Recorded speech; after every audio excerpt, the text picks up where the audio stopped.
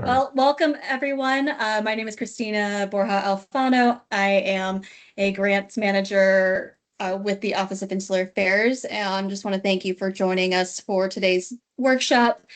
We are focusing on the Federal Financial Report and the SF-270 or drawdown form.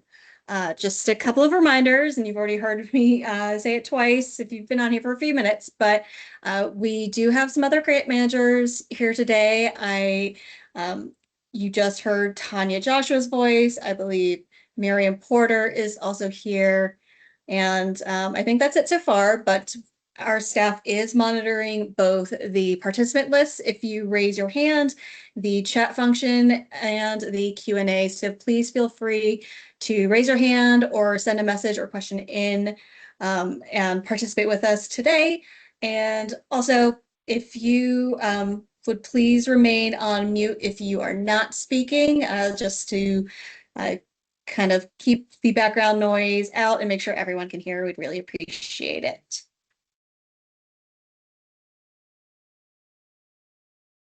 Make sure that this is actually going for it. Okay. Just on today's agenda, we'll start off with a few reminders. Then we will get to the actual meat of the presentation, the FFR or Federal Financial Report. And I realize that the SF-270 is not on this agenda, but that will come next. And then questions and answers. So first reminder, I know we've had some people reach out and ask about the status of the FY 2026 discretionary grants.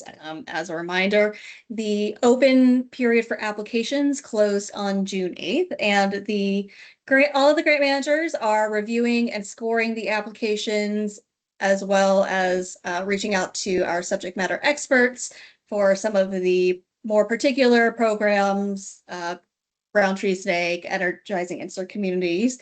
And we expect that decisions will be made next month, August, and we hope to issue awards, if not at the end of August, early to mid-September. That is our deadline because our financial systems do shut down mid-late September. So we want to get everything out before the change of the fiscal year.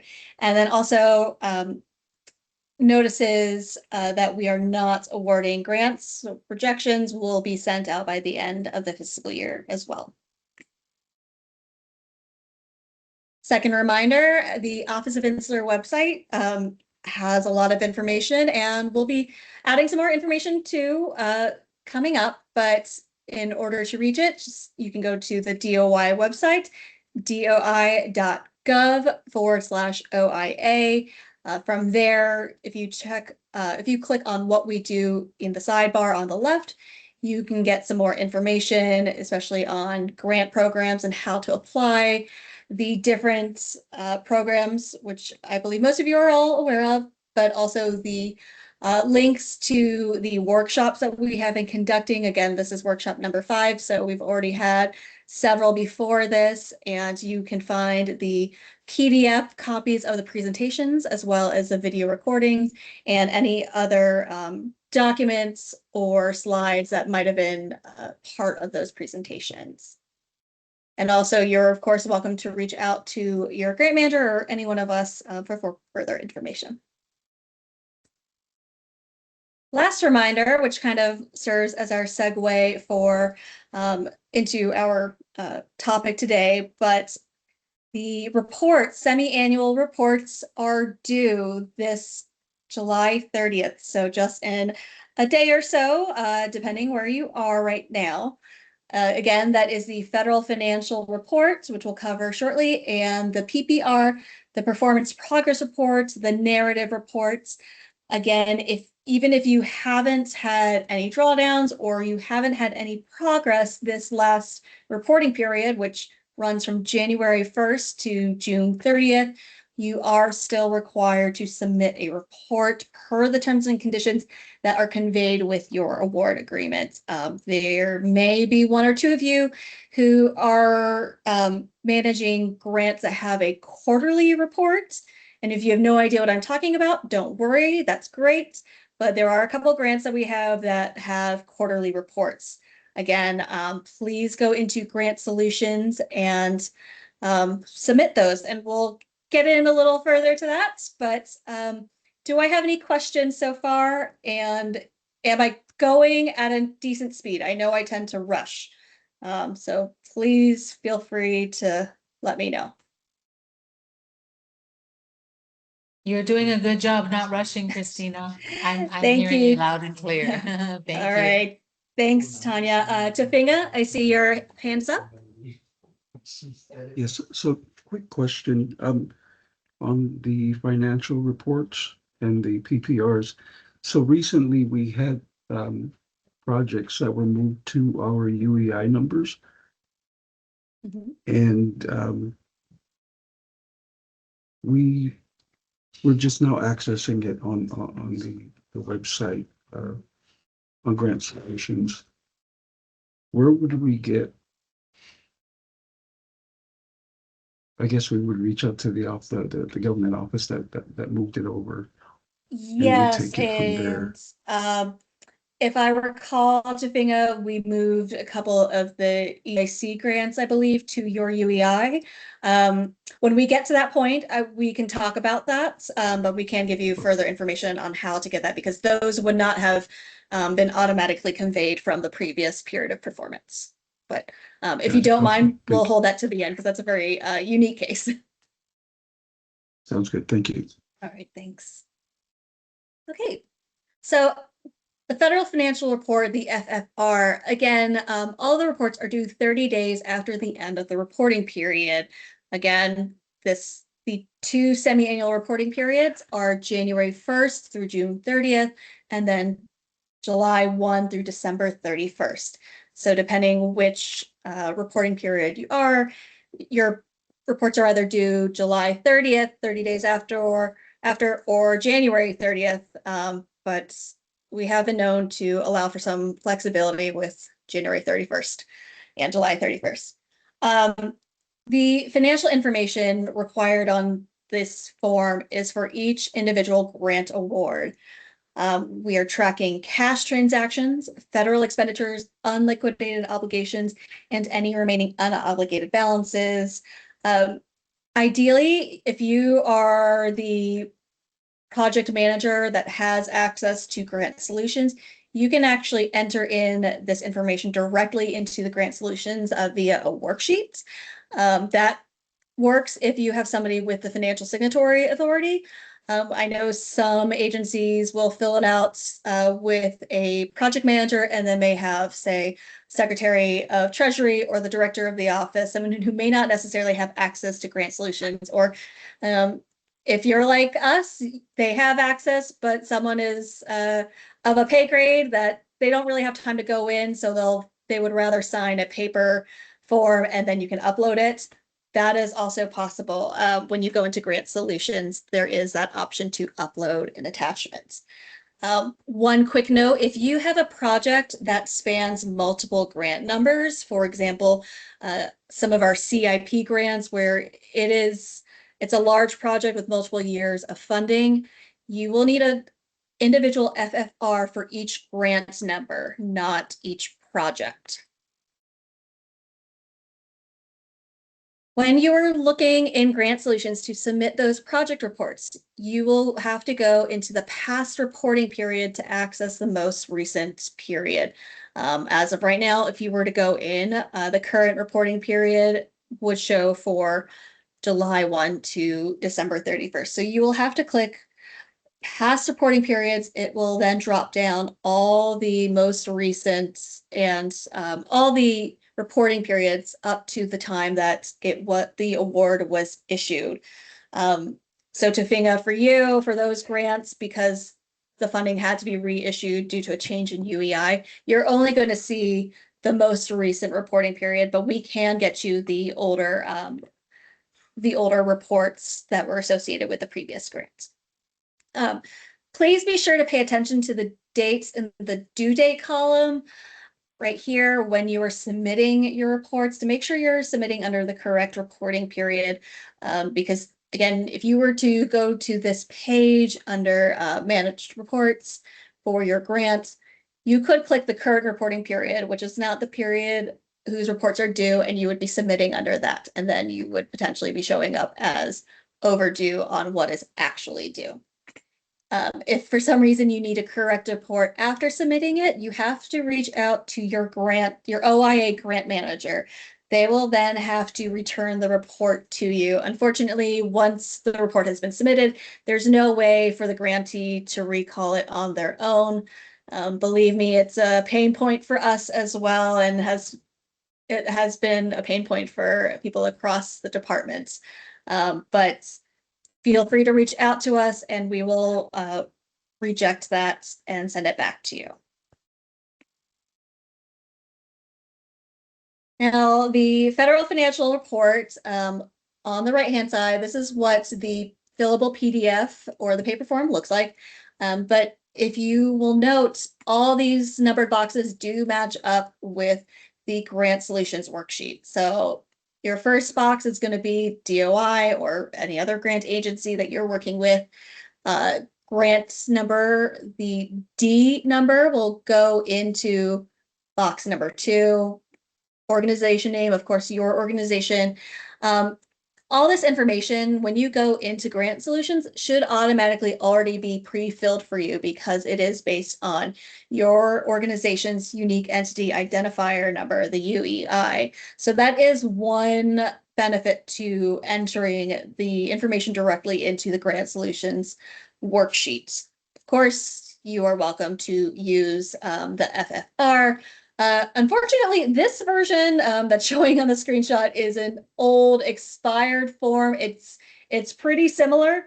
If you need a copy of the most up-to-date version, you can always see the top right corner, sometimes the bottom right, there will be an expiration date. There are periodically updates to the forms.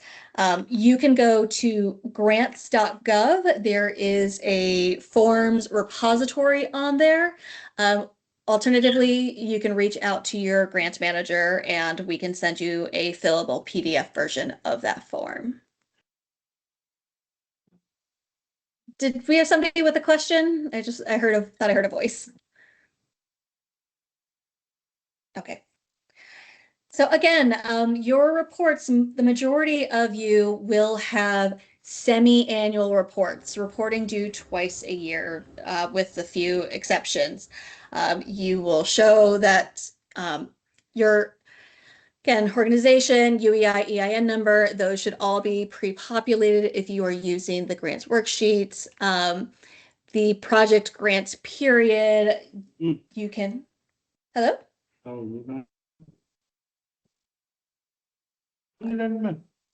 All right, sorry, yes.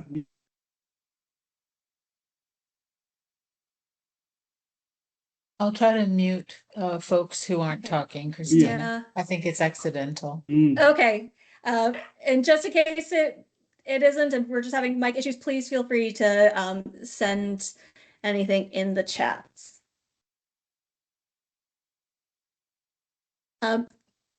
Section 10 is where you're going to fill. On and off.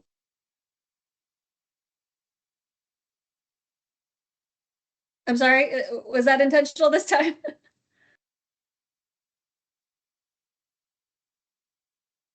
Okay, sorry, I'm going to continue on. Section 10 is where we are going to talk about all of those, the cash numbers.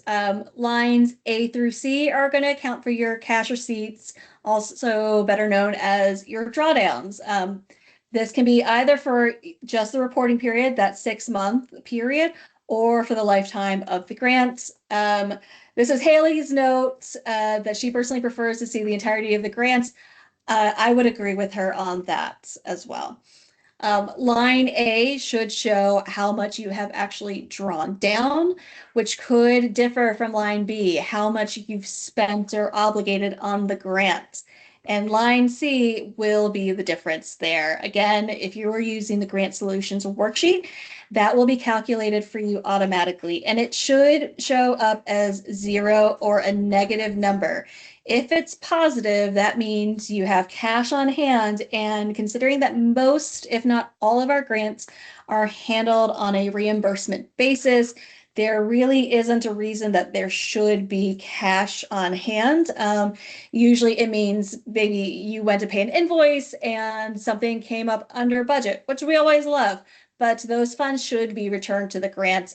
If for whatever reason you do have a positive number, and it has happened before, you need to explain what is going on there. And you can always add an attachment for extra explanation. It looks like, on these PDFs in the worksheets, you don't have much, you've got one line, but there's always room to add further information. Oh, and thank you, Tanya. I see that you've just added the link for the latest form for this on grants.gov. Thank you. Right, the next section on this worksheet are our federal expenditures and unobligated balances. So in section D, that's going to be the amount of grant funding for this award agreement. Again, Grantsolutions will fill this in automatically.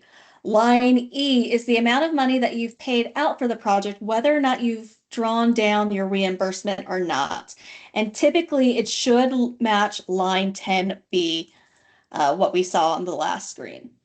Line F are costs that have been incurred that you have not been paid for, anything that you have been invoiced, but you have not remitted payment for yet for any reason. It could just be the due date for that invoice isn't until after this reporting period. Line G, you're going to add lines E and F, and that's going to be the total cost that you have spent on the project. Again, if you are filling out the worksheet, Grantsolutions will automatically populate that field. And line H, another auto-populated one if you're using the online worksheet, deducting G from D, and that's going to be the total federal share. I'm sorry, the unobligated balance of federal funds, everything that you haven't yet pulled down. All right, the next section is the recipient share. If you're contributing separate funds to the grants, you will need to account for it here. We don't have too many of these grants, but if you do have a share and you have any confusion, please feel free to reach out to your grant manager for more information. Similarly, we don't have too many projects that account for program income. If you do, your grant manager should very well be aware of it. It would have been on your application forms, and it would have needed to be approved in advance how that is going to work on your particular grant. But you would need to reflect those values in fields L through O. If you have a grant that applies any indirect costs, you will need to account for it in field 11. You will click add expense as shown in this left-hand side, and it'll pop up a screen with more to allow you to enter in more detail. I'm not going to go into it too in depth here because that is very specific to each grantee. If you have a negotiated indirect cost rate, some organizations have multiple indirect cost rates, depending if you are including some utility costs, for example, or maybe you are using the de minimis, but you would need to put in your specific cost rate, again, the expense period, the amount that you are charging to that, and it will automatically populate that for you. And Tanya says we are going to be covering IDC as a separate workshop in the near future. So thank you very much, because that is always confusing for everyone. Lastly, and this is what I was kind of alluding to, there is an area for remarks and attachments. Now, if you are including remarks in this line, you are limited to 2,000 characters, but unfortunately, it doesn't show you all those 2,000 characters. If you need to use them, it's going to just scroll down the line. But that said, when we go to, say, print these out, we do see the entire comments. Additionally, you can add attachments.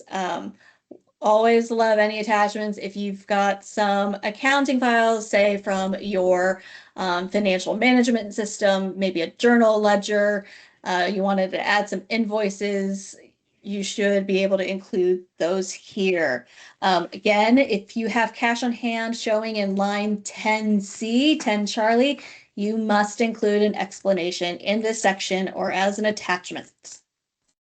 And of course, please no personally identifiable information. We would have that on record here. And lastly, there is a certification statement. If you are signing this in Grantsolutions, you're going to click it, type in your name, and submit for report. This will populate whoever is actually sending this. So if for any particular reason you are having issues with Grantsolutions and you can't upload this, please let us know if you are having issues and send in your FFR directly to us. We want to make sure that you have your reports and you're counted as being on time. So in those cases where we really hope they are few and far between, we can upload them on your behalf, but then that's where you're going to have reports that look to be signed by Haley McCoy or Tanya Joshua. So it's a little confusing. Again, another pain point. We can't say entered on behalf of someone or received via email. We can add a comment here or there, but we really do try to stay away from those. So again, if you have any issues, please let us know. We'll try to resolve the issues with Grantsolutions first before we take the reports via email. So I am going to pause there. Do we have any questions regarding the federal financial reports before we move on to drawdowns? Going once, going twice. All right. Can I just make a Again, comment, Christina? Sure. Yeah, just Tanya here, just a snapshot. When I first kind of moved into the grant management side, I didn't quite, basically what your FFR is doing every 6 months or every quarter is it's giving a snapshot of the program activity at that point in time. So Christina did mention that that fact, but I wanted to reinforce it just so that you are able to distinguish the difference between what we're going to talk about next. Just remember, this is the reporting every 6 months. Where is your grant at that 6-month stage? What are the amounts and what has been the money movement to that point? Thank you, Tanya. And you reminded me of something too. On the first section of the federal financial report, in box 6 is report type: quarterly, semi-annual, annual, or final. Again, usually most people will have semi-annual, but you may be submitting a final report. Your final report is due 120 days after the after the expiration of the project, or if you are ending the project before your period of performance ends. Either way, please make sure that you mark that as final. Otherwise, you may have one of us coming after you looking for an actual final report. All right, moving on to drawdowns. One moment. All right, drawdowns, the standard form 270. Again, most of our grants are on a reimbursement basis. If you are requesting an advance payment, you need to have prior written approval from the grant manager. But either way, you're going to be filling out an SF-270. This is pretty self-explanatory. Again, box 1A is what type of payment will it be? Again, most of our OIA's grantees are by reimbursement.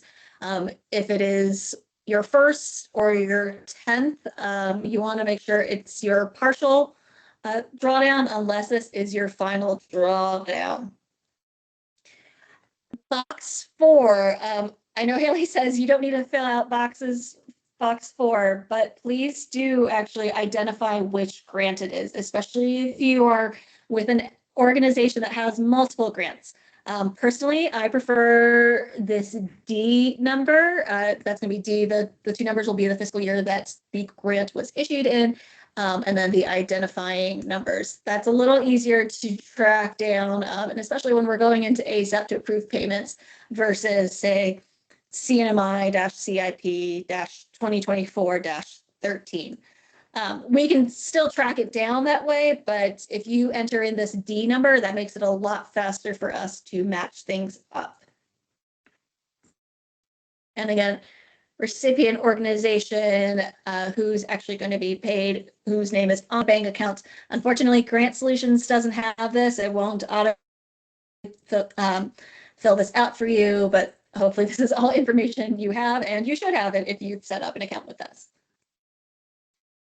Now, box 11 is really where, or field 11 is really where all the information goes in. All the expenses go into one column. You don't need to separate the different expenses, but you can, especially if you have a grant that perhaps has separate sub-projects that have individual budgets. That has happened, especially with some of, depending on how you have submitted your application. Say it was one application with 5 sub-projects. You can split those up. It will, again, if you're using the fillable PDF, which is available also on grants.gov, or reach out to your grant manager for a fillable PDF, it should automatically calculate it for you, but if not, you can still enter it in. And again, this is another one where please check that the form you're using is the most up-to-date form. Check those OMB expiration dates in the top right corner. So you can just include the amount that you are requesting with this specific drawdown, or one at a time. You can also include the amounts you've previously requested and it'll calculate, but what we are mostly concerned with is what you are requesting now and how much has already been expended. For all drawdowns, you must supply your supporting documents and they need to match the request. I think we grant managers at OIA somewhat differ in how we prefer to do things. Some prefer perhaps the 270 and all the supporting documents first to review and then provide approval before going into ASAP. Some ask that you upload your drawdown into ASAP concurrently, emailing us the supporting documents. And we just want to remind you that whatever you're putting into ASAP, we only see what's there. We don't see any of the supporting documents. So those do need to be emailed separately to us. I think that's actually what the next slide is getting to. Yeah. After you've filled everything out, just sign it and send. ASAP has now started recently a new field where there are comments or quick justification. That can help, but again, doesn't tell us the whole story. Please submit the supporting documents and the SF-270 directly to your grant manager via email. Any invoices, receipts, we want to see that, so we will make sure that those amounts do match up with your SF-270. That allows us to see what your expenses are allowable under the budget, have been approved, and then if we have any further questions, we can go back to you on that. Any questions on the SF-270? No, It's but just so- Christina, go ahead. I can wait. Thank you. I just wanted to clarify, for amount requested, now requested, and previously requested amounts. If previous SF-270s include request for partial, and then comes to a final SF-270, and the previously requested payments were not paid out, then what would be the appropriate amount to be requested in the final SF 270? So again, the amounts that should be now requested in line I should reflect the expenses that you are putting on that specific drawdown. If there are, perhaps you submitted, say, 2 drawdowns, one in 1 month and another one the next month, and for whatever reason the first one hasn't gone out yet, you wouldn't include those, or sorry, the first one hadn't been paid out yet. You wouldn't include those expenses in the now requested in the second drawdown, because again, you're only including those drawdowns. I think a better way to think of it is when you are putting it into ASAP, if you have one drawdown in ASAP, it's going to be for, expenses 1 through 5. And if you're putting in a second drawdown into ASAP, you're not going to have it for expenses 1 through 10. It would be for expenses 6 through 10, because you don't want to duplicate your amounts. You would keep them as separate drawdowns, separate amounts. Now, if you are thinking maybe you submitted a drawdown and it was rejected, and that's why that wasn't paid out, and you're submitting a new drawdown, then you could request all those amounts at once, because you're combining a new drawdown and the previous one was rejected. It is no longer in play. Does that help? Yes, thank you. Thank you very much. Sure. Miriam, I think you were coming off mute earlier. Yes, thank you. I just wanted to put a reminder out that there will be no drawdown process if you are not current on uploading both the semi-annual reports, the FFR and PPR in Grantsolutions. So if you're not current, the drawdowns will not get processed. Yes, thank you. Thank you for that reminder. Somehow we all of a sudden get a bunch of reports at once when a drawdown is submitted. So please stay on top of your reporting deadlines and avoid that situation completely.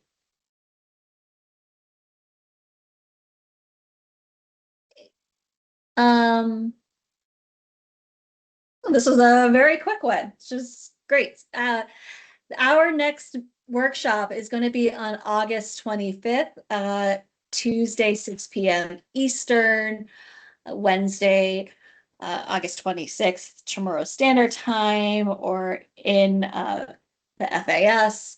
And we will be covering our National Environmental Policy Act, NEPA. This will be a 101, very much the basics, with our partners at the U.S. Army Corps of Engineers. They are our contractors that help us review all of our projects for NEPA compliance. This is, again, just going to be a 101, but again, there will be further time for any questions, and we can always get into a little more detail later on.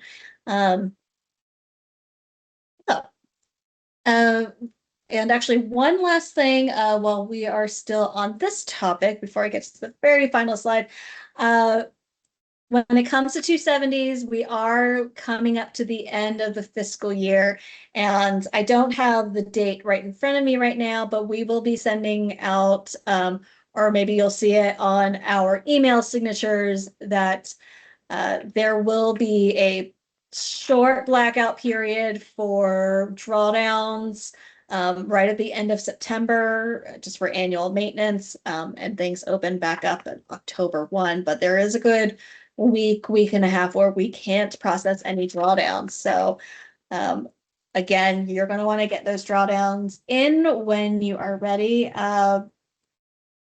The cadence at which you can submit drawdowns really depends on your office.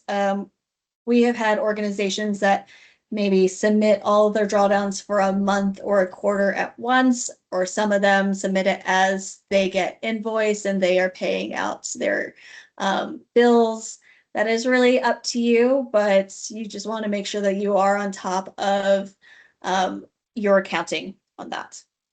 I'll leave that there. And again, we'll stay online if you have any questions. But if you'd rather take it offline, here are the emails and names for your relevant grant management specialist. Additionally, some of you may have heard the Office of Insular Affairs has just opened up positions for desk officers that will be based in our Honolulu, Hawaii office. Those positions are up on USA Jobs and will be open for applications through, I believe, August 7th. So very soon, you'll have more names on this slide, hopefully, that you can also reach out to for information. Just maybe not very specific in the weeds grants information, but more people that you can reach out to. Again, I think that is it. Feel free to stay on if you have any questions or reach out to us. But thank you so much for joining us today on our OIA Grants Management Workshop. And we will look forward to talking NEPA with you next month in August. Hope everyone has a great day.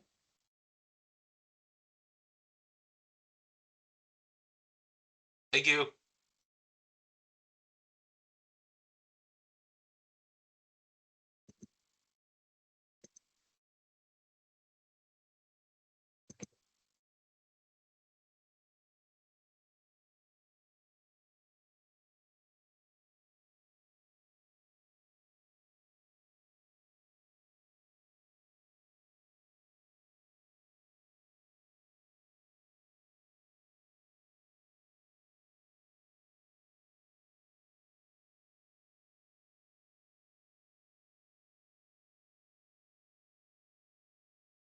Daisy, do you have a question for us?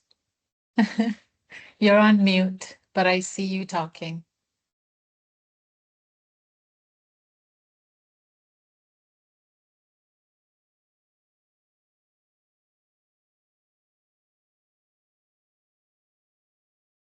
Daisy, you're still showing Hey. us mute. Oh, there we go. Yeah. Thank you, Yeah. Tanya. I'm good. I'm good. I'm very happy to join this workshop today. This is my first one. I was here Oh, on time. okay. I kept messing up my time differences, so I'm glad I made it today. But I got Oh, all the good. emails down in case I need to ask Oh, anything. good, good. And Yes. we pushed it today to 6:30 because there was another meeting that we all had to join, but normally we'll try to do it at 6 p.m. Eastern, and we'll try to keep it regular so that everybody can figure out what time that is in their I area and was stay trying on to top. figure out the time yesterday. But Just I'm glad Google, I'm hit Google. able to Yeah, join. Yeah, ask that's what Google. I did. Well, we're Thank you, glad you were able everyone. to join Yeah. us today, Daisy. And again, everything is online. If you want to go back and watch or read some of the previous presentations too. Yeah. Yes, thank you very much. Thank you, And everyone. Tofina has a question also. Thanks, Daisy. Yep, thank you. And thanks for today's call. So going back to these, the reporting for the redirected UEIs. Oh, yes. Yeah, so So, I was go ahead. going through the, I believe it was Grantsolutions, and I just wanted to ensure that we weren't missing reporting periods. And there none of the earlier or the past reports are showing that were submitted. And I was a bit concerned, or should I not be? So you shouldn't be concerned. When we had to reissue so because the only way to move one grant from one UEI to another is to completely close the original grant and reissue it to the new UEI. Unfortunately, there's no way to automatically bring over those reports. So you wouldn't see those reports reflected in those earlier reports reflected in the managed report section, because the managed report section is only going to go as far back as when the grant was issued. We do have copies of the previous reports, and oh gosh, I was going to say you can access the old reports still on Grantsolutions, but if you didn't have access to that UEI, you won't, but we can get those and get you copies of what was previously submitted. And also there's a way where we can upload them as kind of a grant file attachment to the current grants number on Grantsolutions. It's just, it won't reflect as, say, semi-annual report for July 1 to December 31st, or whenever the last period was on that particular grant. I don't remember when exactly Tanya moved that over. Sure. But Yeah. Have no fear, Tofina. I'm your new grant manager, so maybe what you can do is send me an email with maybe one grant number, the D26 or D25 number, whichever number it Okay. was, that you have Yeah. a concern about, and then I'll work with Christina and we'll check the system and make sure that it's all good. And I'll communicate with you independently that way. But Christina, theoretically, when I close a grant, the reporting would have been current up to the closure of that particular number, right? And then Correct. when I open a new grant, as we re-obligate under the new number, then a new reporting cycle will just automatically be coming under that new grant number. That's correct. And I believe, if I recall correctly, it's actually 3 grants that we had to move over from the overall ASG UEI to ASTICA. So we'll make sure we do it for Correct. all of them. Yeah. Yep, So yep. great. So Tofina, you can be in touch with me, no problem. I wanted to Okay. answer Dueñas's question about the Excel tracker. So I had put that note in there, but you're correct. We did not cover it today in the presentation. But all it is what I wanted to make about that point of the Excel tracker is sometimes grantees have, when they submit a 270 to request for a drawdown, there's many attachments. And if you just take a regular old spreadsheet, just open up an Excel doc and just for that particular drawdown show, I'm asking for $34.99 for a tire, and then just have the totals listed, have your receipts listed in a tracker, in an Excel sheet. And that helps us track when we're reviewing each receipt. Okay, that one, there it is on the sheet. Okay, that one. It just facilitates the grant managers who are reviewing your invoices, especially if they're very complicated. So I hope that helps to answer your question. It was a pretty simple one, and just kind of a homemade tracker kind of point suggestion to help. Yeah.